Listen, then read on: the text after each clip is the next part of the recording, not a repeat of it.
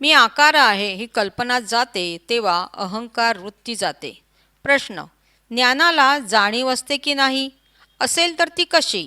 उत्तर: ज्ञानाला जाणीव असते, पण ती व्यक्तिगत नाही.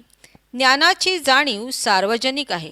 जे अवघेच्या अवघे आहे त्याला जे द्याल ते नाव. वास्तविक त्याला नाव नाही.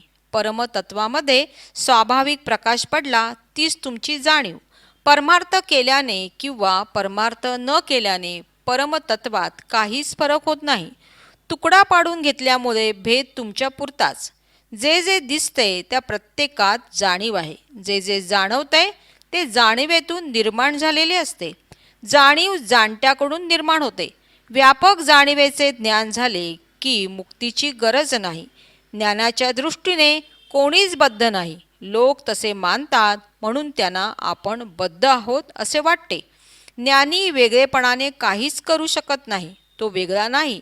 जे नाव घेशील ते तू होशील.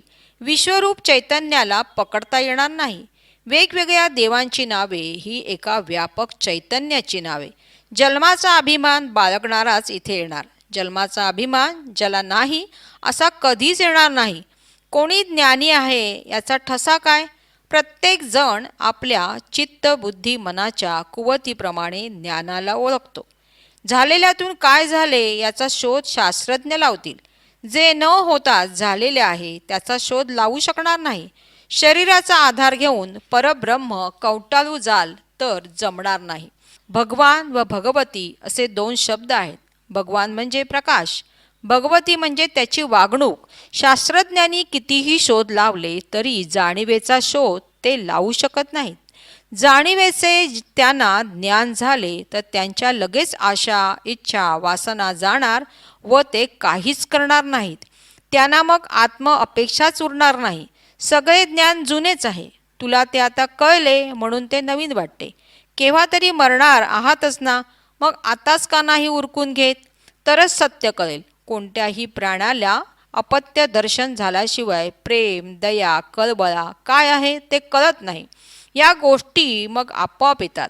तसे ज्ञानाचे आहे. तुला काहीच कळले नाही हे सिद्ध होईल तर सुटलास.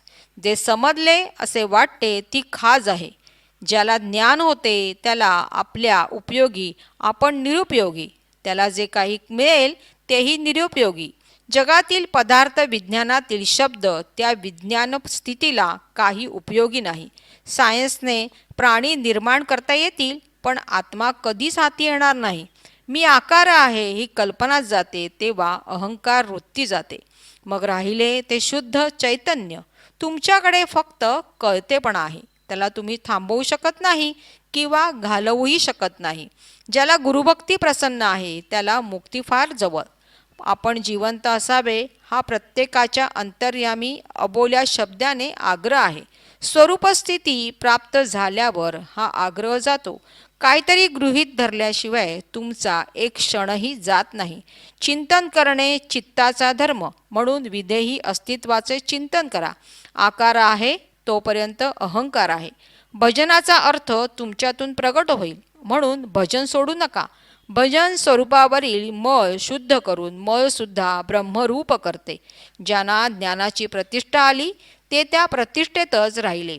पण मुक्तीवरील भक्ती जनमनांचा उद्धार करते. प्राणीमात्राला प्रारब्ध आले कुठून? कळतेपण निर्माण झाले त्याच्यातूनच. तुम्ही आत्मस्मरणाने आप्तपणामध्ये स्वतःला गाडून घेतले आहे. श्वासोश्वासावर अवलंबून हे सर्व चालले आहे. श्वासोश्वास किती प्रामाणिक आहे याचा विचार करा. कोणाचाही उसना भरोसा न घेता आत्मज्ञानाच्या भरोशावर म्हणजे निश्चयावर अवलंबून असा. भजन करताना अक्षरने अक्षर म्हणा. प्रत्येक अक्षराला महत्त्व आहे. भजनाचा संपूर्ण अर्थ तुमच्या निजरूपात सामील झाला पाहिजे.